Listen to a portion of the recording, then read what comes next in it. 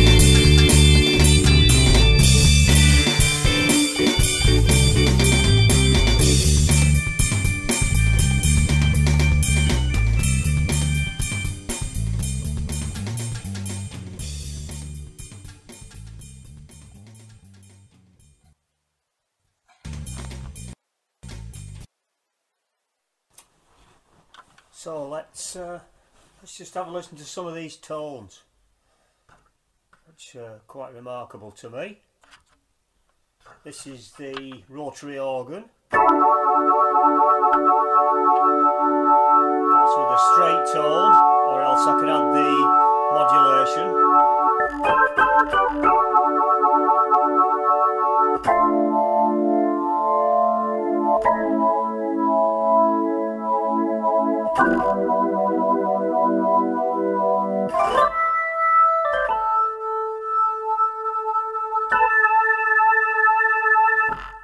Which I think you'll agree is quite a decent organ tone. If you use it through the BR80, this little tool here, you can get a nice sort of distorted guitar tone and a really good sort of raunchy, raw, sort of 1960s or 70s rock organ sound. Really like that, I must admit, one of my favourite tones. We've also got, again on the retro scene, we've got an electric piano. I've got all the presets noted down here. Those were for live performance really, so I can make a quick reference. But we've got 060, that's the, sorry, 030, 030, 60s electric piano, so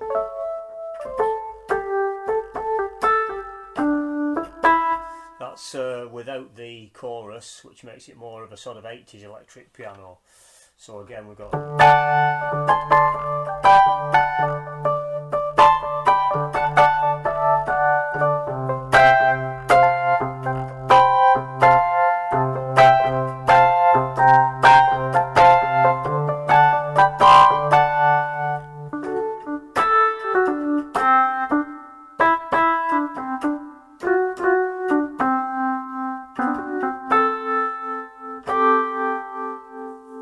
which is quite effective. It's got that little bit of sort of attack about it, so you can get that again with a distortion patch. You can get that sort of Ian McLagan small faces type raunchy electric piano, which I quite like.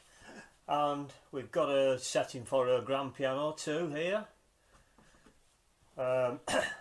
It's not maybe the best, certainly not compared with the more modern day machines, but still quite good. And with this sustain pedal I've got here, I can sort of liven it up a bit, so we've got like that so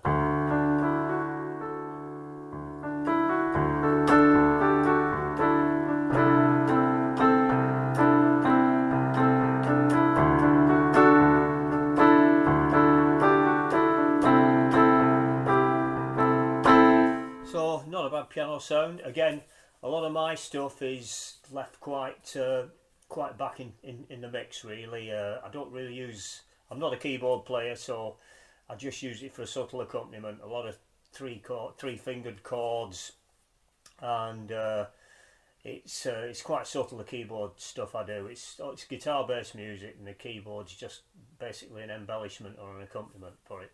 So I mean, for £90, this is absolutely excellent for me, really. And very interesting, we've got a drum kit which is 600, I think, on the pad here. So 600. There we go, and we've got a drum kit which all sorts of things there. Now this is particularly useful when using the BR80 and you're a little bit stuck for a fill or something, you want something a bit different, you can put your own sort of fills in, you know. You've got different crashes there. You've got a bass drum.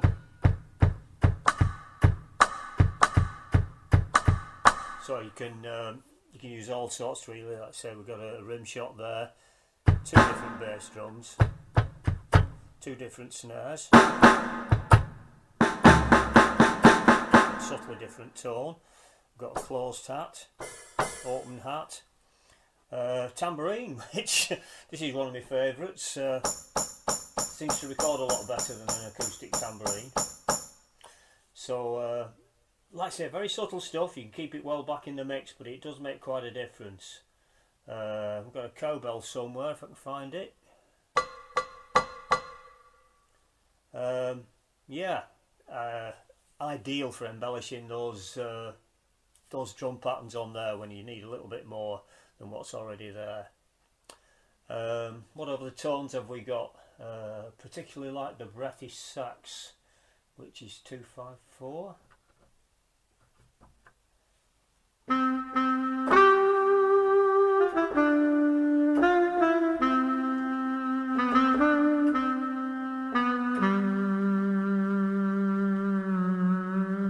Pitch bend as well, forgot to mention, which is the other wheel at the end here.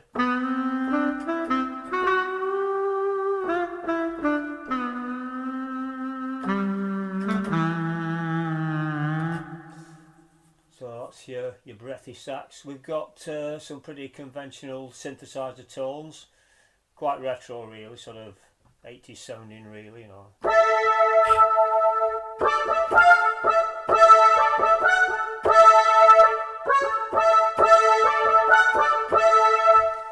So yeah, very pleased indeed with this for the money I've paid for it. It's absolutely superb for like a budget home studio. I could pay an awful lot more for something more refined, but like I say, I'm not a proper keyboard player, far from it, and yeah, love it.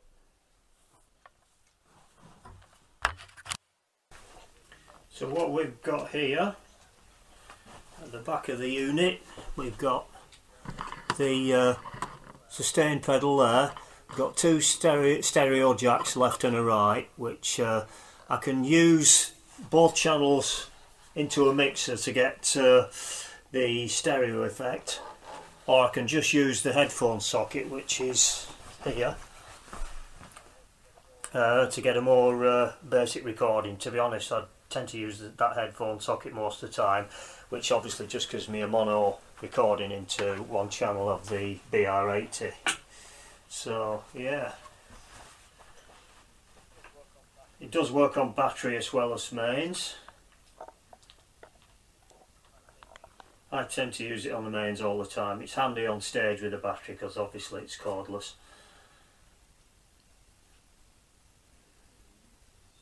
And there's integral speakers, as you can see. One there, one at the other end, the left and right stereo, and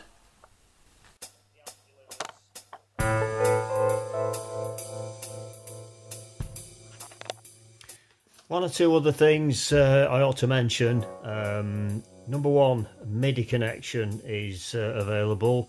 Not that I know anything whatsoever about that. I'm ground zero on PC and IT matters really. Just grind along with the basics and get by. It's got its own auto rhythm, which may be a little bit retro 1980s style. I'm not sure whether it's everybody's cup of tea.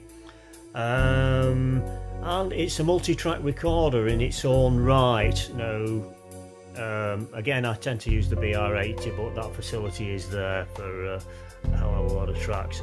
The short piece that was on was recorded solely on keyboard. There's no guitar in it. I think, well, there might be a bit of bass in it, but otherwise it's Wk3800 piano and organ effects. Well worth having a look at one of these. Have a look on the second-hand market, either Gumtree or eBay, even local junk stores, you know, pawn shops, etc. Yeah, I really do appreciate this thing. It's one of the best few quid I've ever spent, really. So, if you've enjoyed the video, please share, subscribe, and comment.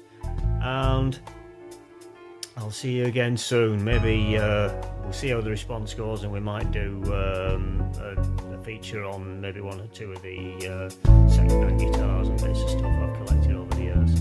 Okay, take care. Bye bye.